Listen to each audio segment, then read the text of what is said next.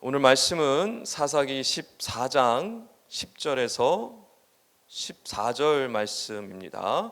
거룩하신 하나님의 말씀입니다. 삼손의 아버지가 여자에게로 내려가매 삼손이 거기서 잔치를 베풀었으니 청년들은 이렇게 행하는 풍속이 있음이었더라.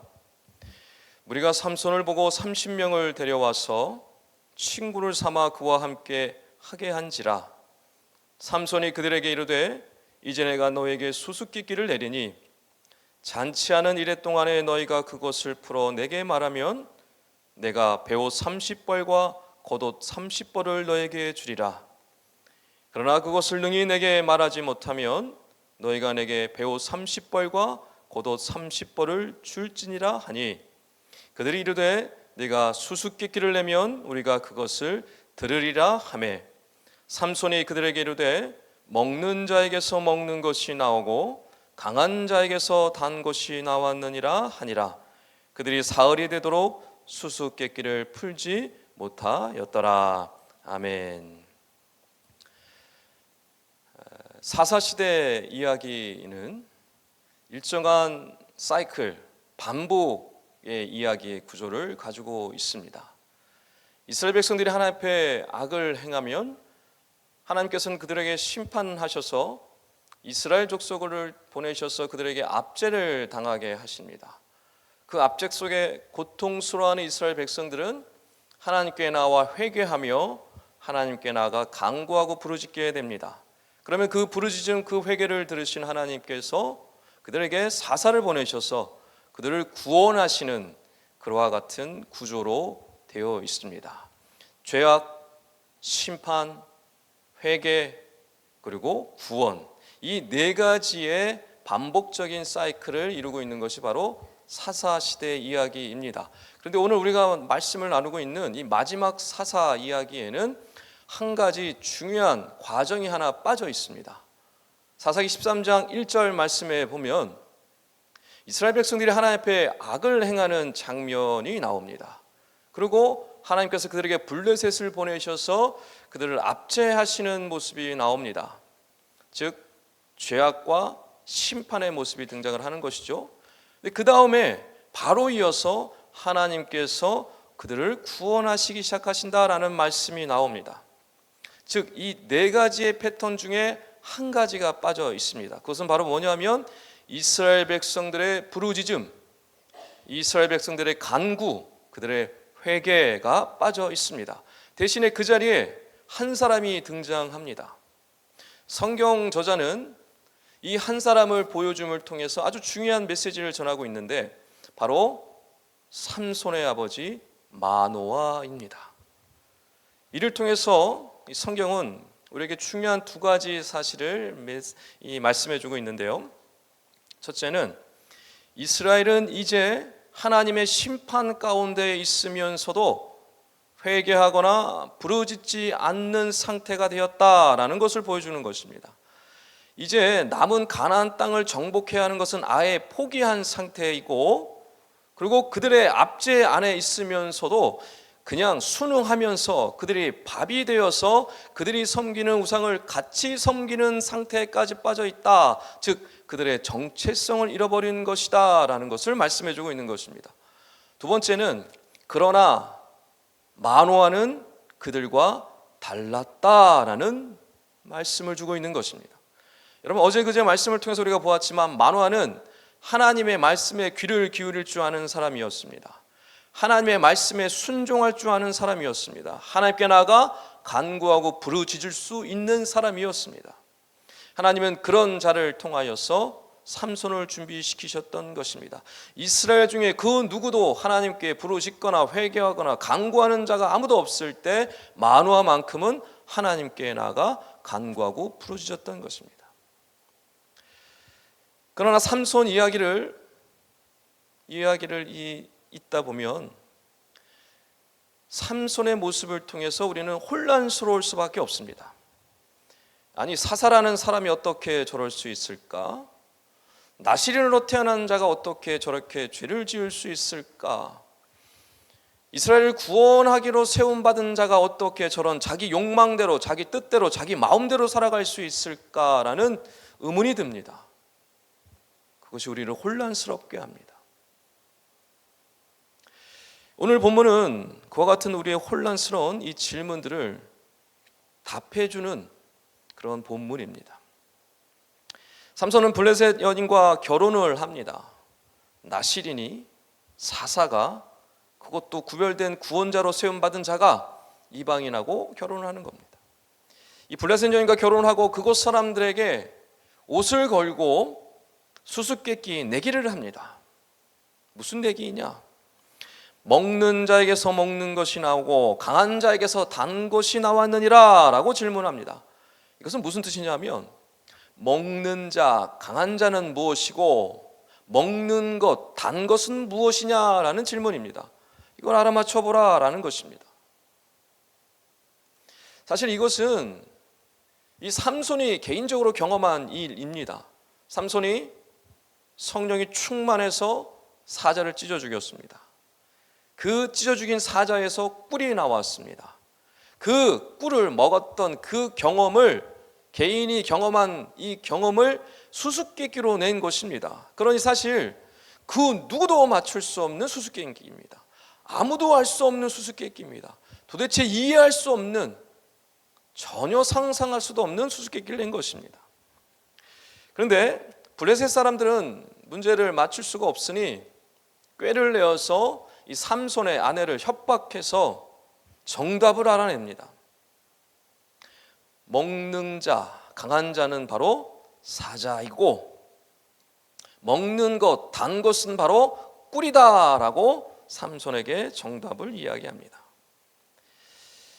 이것으로서 블레셋이 삼손을 이긴 것처럼 보입니다. 승리한 것처럼 보여집니다.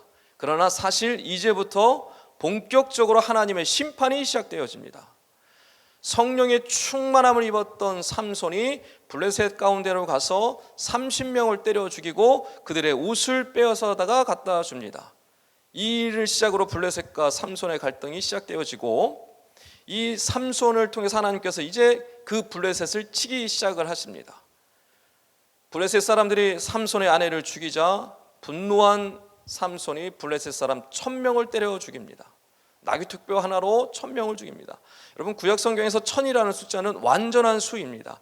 이제 하나님께서 삼손을 통해서 블레셋을 완전히 무너뜨리기 시작하셨다. 이제 하나님께서 삼손을 통해서 이스라엘을 그 블레셋 속에서 완전히 구원해내기 시작하셨다라는 말씀을 하고 있는 것입니다.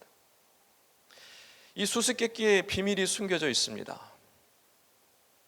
먹는 자, 강한 자는 블레셋을 뜻하고 먹는 것, 단 것은 이스라엘 백성을 뜻합니다.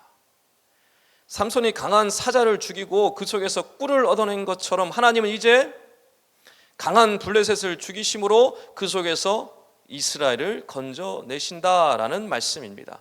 여러분, 이것은 장차 앞으로 있을 예수 그리스도에 대한 이야기임을 여러분 우리는 기억하셔야 합니다. 강력한, 어둠이 강력한 지배를 당하고 온 이 블레셋과 같은 세상 속에서 하나님께서는 그의 택하신 백성, 이스라엘 백성들, 하나님은 자기 백성을 구원해 내신다, 예수 그리스도를 통하여 라는 말씀을 해주고 있는 것입니다. 그래서 여러분, 이 성경에 나와 있는 이 삼손의 이야기를 보면서 이 삼손을 본받자거나 혹은 삼손을 본받지 말자라는 그런 이야기를 하고 있는 것이 아님을 여러분 우리는 분명히 기억하셔야 합니다. 뭐 삼손의 용맹함을 본받자 그런 얘기를 하고 있는 것이 아닙니다. 삼손의 어리석음을 본받지 말자 그런 얘기를 하고 있는 것이 아닙니다. 하나님께서 작정하시면 백성들이 아무리 타락하고 연약하더라도 하나님의 구원하심을 절대 막을 수 없다라는 것을 보여주고 있는 것입니다. 이처럼 하나님은요, 아무도 풀 수 없는 이 수수께끼 속에 예수 그리스도의 구원의 비밀을 숨겨놓으셨던 것입니다. 여러분, 이 시대를 보면 사사 시대와 비슷합니다. 많은 사람들이 블레셋과 같은 이 세상의 지배를 받으면서 살고 있으면서도 부르짖지 않습니다. 회개하지 않습니다. 기도하지 않습니다. 나시린으로 살아가야 할 구별된 사람들이 나시린으로 살아가지 않습니다. 죄악 가운데 세상의 욕망을 따라 세상 사람과 다를 바 하나 없는 모습으로 살아갑니다. 지금 이 시대는 사사 시대와 똑같습니다. 마지막 삼손 시대에 똑같습니다. 여러분, 우리는 내 자신을 날마다 돌아보아야 합니다. 나는 지금 하나님 앞에 어떤 모습으로 살아가고 있는가, 날마다 내 자신을 점검해야 합니다.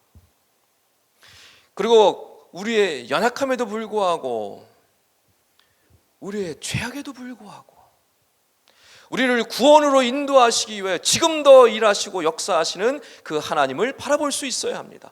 그 하나님을 아는 사람, 그 하나님을 볼 수 있는 사람은요, 만화처럼 말씀 앞에 나가게 되는 겁니다.